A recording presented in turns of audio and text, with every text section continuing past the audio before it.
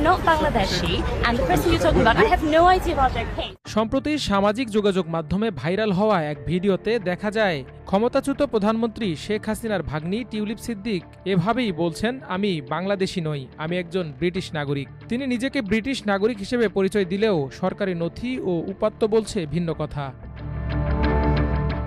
সরকারি নথি যাচাই বাছাই করে দেখা গেছে টিউলিপ সিদ্দিক বাংলাদেশি নাগরিক। তার নামে রয়েছে বাংলাদেশি জাতীয় পরিচয়পত্র ও পাসপোর্ট। জমা দিয়েছেন আয়কর রিটার্ন। সব প্রমাণপত্র বলছে তিনি বাংলাদেশি নাগরিক ও ভোটার। টিউলিপ সিদ্দিক যুক্তরাজ্যের ক্ষমতাসীন লেবার পার্টির একজন সংসদ সদস্য।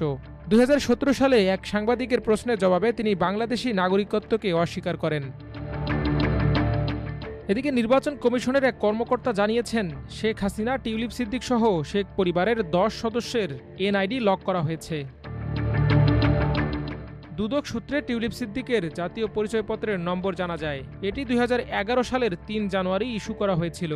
এনআইডি অনুসারে তার নাম টিউলিপ রিজওয়ানা সিদ্দিক, তার বাবার নাম শফিক আহমেদ সিদ্দিক এবং মাতার নাম রেহানা সিদ্দিক। জন্ম 16 সেপ্টেম্বর 1982। রক্তের গ্রুপ বি পজিটিভ।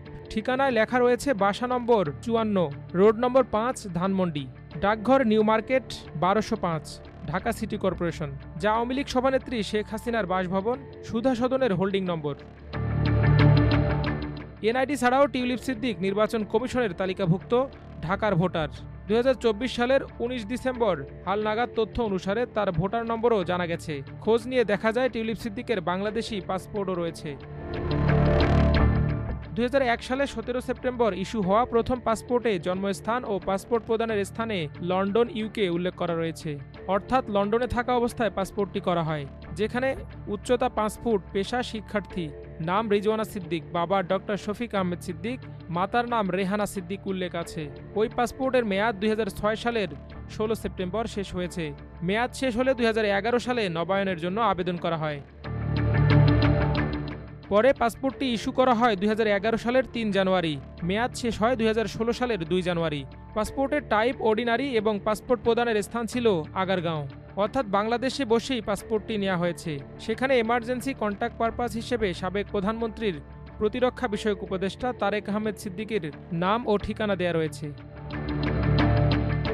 ছাত্র জনতার অভ্যুত্থানে 2024-এর 5 আগস্ট ক্ষমতাচ্যুত হন প্রধানমন্ত্রী শেখ হাসিনা। এরপর শেখ হাসিনার শাসনামলের নানা ধরনের দুর্নীতির অভিযোগ বড় পরিসরে তদন্ত শুরু করে দুদক। তার অংশ হিসেবে টিউলিপ সিদ্দিকের বিরুদ্ধে প্লট বরাদ্দের অনিয়মের অভিযোগ তদন্ত করছে সংস্থাটি। বাংলাদেশে তার বিরুদ্ধে তদন্ত শুরু হওয়ার পর আলোচনা সমালোচনার মধ্যে গত 3 জানুয়ারিতে যুক্তরাজ্যের অর্থ মন্ত্রণালয়ের সিটি মিনিস্টার পদ থেকে পদত্যাগ করেন। প্লট বরাদ্দে অনিয়মের অভিযোগের মামলায় দুদকের অভিযোগপত্র আমলে নিয়ে সম্প্রতি টিউলিপ সিদ্দিক, শেখ হাসিনা সহ 53 জনের বিরুদ্ধে গ্রেপ্তারি পরোয়ানা জারি করে ঢাকার একটি আদালত। বাংলাদেশে এই গ্রেপ্তারি পরোয়ানা জারির বিষয়ে লন্ডনে সাংবাদিকদের প্রশ্নের মুখোমুখি হন টিউলিপ সিদ্দিক। জবাবে তিনি বলেন, বাংলাদেশি কর্তৃপক্ষগুলো কেউ আমার সঙ্গে যোগাযোগ করেনি। আমার আইনজীবীরা উদ্যোগী হয়ে বাংলাদেশের কর্তৃপক্ষকে চিঠি লিখেছিলেন, তবে তারা কখনো এর জবাব দেয়নি। মাল্টিমিডিয়া ডেস্ক, আমার দেশ।